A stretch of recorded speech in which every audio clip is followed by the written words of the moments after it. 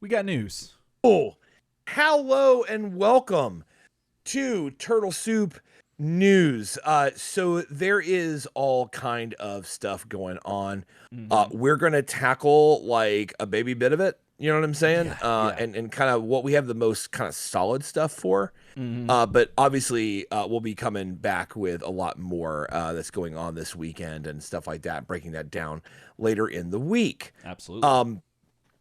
The first thing I think we're going to talk about is a NECA reveal. Now this is in that Universal life, and we Mm-hmm. were kind of like we had speculated, and I called this. By Did the you? way, if Okay. you go Okay. back and check the tape, Yeah. we talked about Casey and Yeah. different people.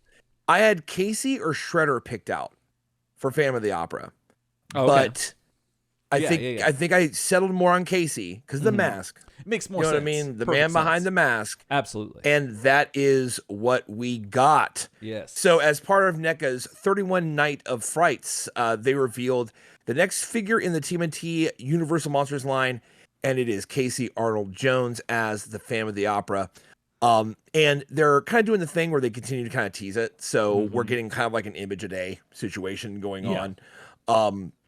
But what we have looks pretty Yeah. dope. Whether You know it's what I'm the saying? whether it's the Opera House or the streets of New York, our next tease is sure to bring his game face. There you go. Big fan. Yeah. Um, Yeah. That's nice. there, I know it's lighting. I understand they light him well. The eyes in that mask are like awesome as hell. Oh. Like that, Definitely. something about it, and it's such great work. That it draws you straight to those eyes, and that's Mm-hmm. what you're looking at. Oh And yeah. Yeah. that Let's can see. be hard to do on an action figure, honestly. Absolutely. Because Eyes there's are usually the make or so much break. other crap going on. Yeah, eyes Yeah. are the make or break for a lot of figures, especially for me. hmm And yeah, this is really cool. Like I'm really enjoying this. I am a big fan. So Eric, to review Revette, how much do you know about Phantom of the Opera? Like, Well, w- uh, what's your take on that one? so I mean, all I can tell it. I mean, I can tell that he's just a very specific Phantom. You know, he's not the Phantom. The Alec Baldwin, right? That was who played. No, That's no, different. That was the no, Shadow, no. right? That is not to be confused Or with no? the Shadow or no. There was a Phantom. There The was a Phantom Phantom, movie. yeah, but I got those two Yeah, conflated in my it's brain. based off an old property. Like Yeah, there was a Phantom comic yeah, that was, I but think, a parallel to or it was around the same time as the Shadow. yeah. So not that, but the Phantom of the operas, to be specific. The opera. Yeah, the specific opera. And he's got a mask and cape. That's about all I know. And his stories, the stories of him, like this like whole thing. I don't really actually know the original story, but I do know that it's permeated our zeitgeist so much that it's in almost It's every a serialized pretty fiction. dark story. It's a Yeah. pretty dark story. I mean, what I know is that it was written. It was a French novel written around the turn of the century. That's how far it goes back. And then, of course, in the 30s and 40s, started entering the Universal collection. Right Oh, when okay. they made the movies of it. Right. There was a Phantom of the Opera movie made in the 80s that was pretty popular. I think there was also a made-for-TV movie that got really big.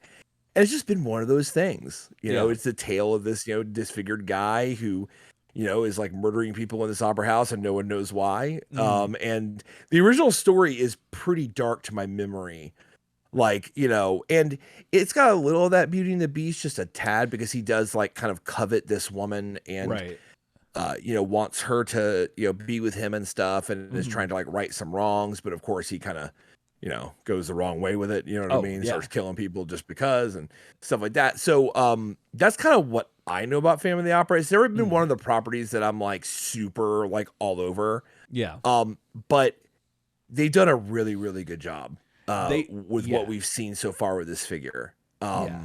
Absolutely. It's a nice crossover. It's a nice crossover with what?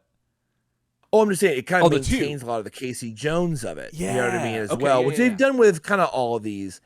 But it's funny because he's got the kind of the goalie mitt and the hockey stick, which is a little different than what we've seen out of the other Universal crossovers. Whereas, yes, they maintain, maybe a weapon that looks like they're a weapon, and they kind of maintain, but they're really like almost hyper, in some cases, like with Leo as Igor, like deformed, like looking, right? Like to meet what you get. Here it's something more of an on the face crossover. Yeah. That I really like.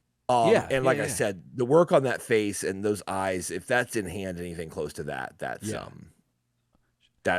really great. The thing that's getting me is the bow tie, because that's just screaming Colonel Sanders to me. Like I can't. That's that old school. I forgot what they call that. There's a name for that tie. For that tie, remember. It's the tie. Yes. It's the bow tie, but with the really long parts to it. Yeah, it's like it came from Europe, but it became a Southern thing, which is how the Colonel got mixed up in it and everything like that. Mixed up. You know what I mean? But it was, I believe, it was originally originally it was a French tie kind of thing. Yeah, very interesting. Yeah, I like the look of it, and I'm excited to see a lot more of it. Yeah, I'm just curious what else he's going to come with, because, the other turtles and the other characters have come with a couple of different accessories and whatnot. Yeah. And I don't know enough about the Phantom of the Opera to, like, I don't think he's going to come with a whole opera. Like that being a little much, but he's definitely coming with a mask. Opera. I mean, so I would expect potentially like maybe head variants for him. Okay. Potentially, because there's not a lot they can necessarily do. I could see also like alternate hands. Like I can see a version that doesn't have that goalie's pad. Mm-hmm. Like it might be, you might continue the suit arm potentially and like the hand or something. It really depends. I don't know. But it is true. What kind of accessories would he have? I mean, like, I think he kills someone with a sandbag at some point from like, you know what I mean? Like the stage. Yeah, like I'm trying to think of what he would come with. You know what I mean? Like, I don't know, but I mean, it remains to be seen. But like but to your point about the hockey stick, what's interesting, and what you were saying about it is how it just looks like a hockey stick that Casey would just normally have. I'm curious if he's going to have his duffel bag or his backpack, his golf bag. That's what it was. With other sports stuff. Sure. And if they're going to be unadulterated, or if they're just going to be like totally, I don't know, they might even have masks on them too. Who knows? But yeah, that's I would like for him to have is actually, this would be pretty cool. Yeah. To make it kind of more period. So he has kind of like a carpetbagger's bag. Ooh, that has other like a cricket bat sticking out of it. Mm. So like a carpetbagger bag was more like a bag you carry. It wasn't like a golf bag that he normally has. Right. But that'd be kind of cool because it would look really like kind of correct for the time. Oh yeah. See, that would be awesome, and that's something that NECA normally would do. Like it's within their wheelhouse to get that specific with it, and this is it. This is the tease. I'm trying to see if there's anything else in the image. I mean, he's got the fingerless gloves, which you and I both are a fan of, and all I can see, man, this is such a minor criticism. Okay, but when I look at this, the other thing is you move around. Yeah, all I can see is that mold line on his armor, on his hockey pad.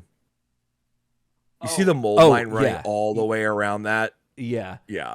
From the miniature world, I'm like, my head goes inexcusable because you see people paint these miniatures and they're like so beautiful, and then you see a mold line and you're like, what? Right. You know what I mean? Oh yeah, absolutely. Now I think it probably is a mold line still, but I think they might have. It's a mold line.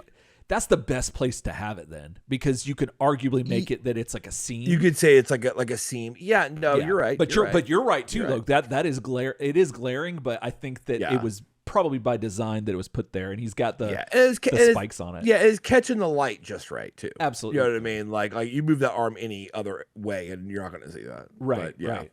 And so not to be too critical, but that's kind of what I see right there. But no, I mean. That's minor. I mean, but I love the splash of red, so I love the color. Definitely. I think that really like makes it jump out. The color it doesn't make it look like just a dude in a tuxedo, right? With a mask on, and like a helmet, like tuxedo or mask, with a hockey stick. Tuxedo mask. No, it looks better than that. For It sure. does. It does. And so I'm really excited. I think that New York Comic-Con is happening this weekend. So I imagine that they're going to have more information about Casey and like more pictures and all this other stuff. They'll probably do one of the stop motion commercials that they've been doing for a lot of their stuff recently. And so that's going to be really neat. But you know, what do you think about this? Are you really interested in this? Are you collecting this line as a whole, or are you just doing the Turtles and Splinter? Like what's your deal with it? And more importantly, what is the next one they're going to do? Are they going to keep it going? Is Shredder the last one that they could potentially do? Because we did find out a while back through an interview, I forget who did it, but Judith Hogue did mention that this is movie, like TMNT movie based crossover with Universal Monsters. So given that fact, that leaves really, well, I guess you have Casey and then you have Dan, or not Casey, Shredder and Dan. As far as the human characters that have been, just characters, I guess, in general from the first movie that haven't been turned into Universal Monsters yet. So if they do a Dan, that's going to be nuts. Like, I don't even know where to begin with Dan, like what they would do with him. But What would they do with him? I know, like where, because Shredder, like what, I don't know. Do you have like any other thoughts on what Shredder could be? Like what they could do with him? Because they could do a werewolf. Potentially because of the claws and stuff that could probably work, but then there's also Dracula. They haven't done a Dracula, and he has the cape, so there's that.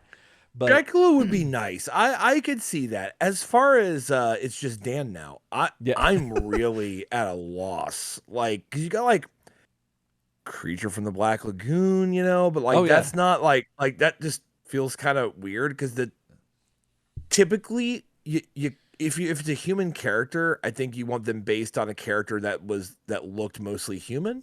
Right? Yeah. Like with the Turtles, you can do it the other way around a little bit, right? Because you're making them look more human, right? Just by nature. But I feel like if you like, how is Danny gonna be the Creature from the Black Lagoon and still look like Danny? Right. Like that's weird. It is weird. Like, you could be Dracula and still look like you.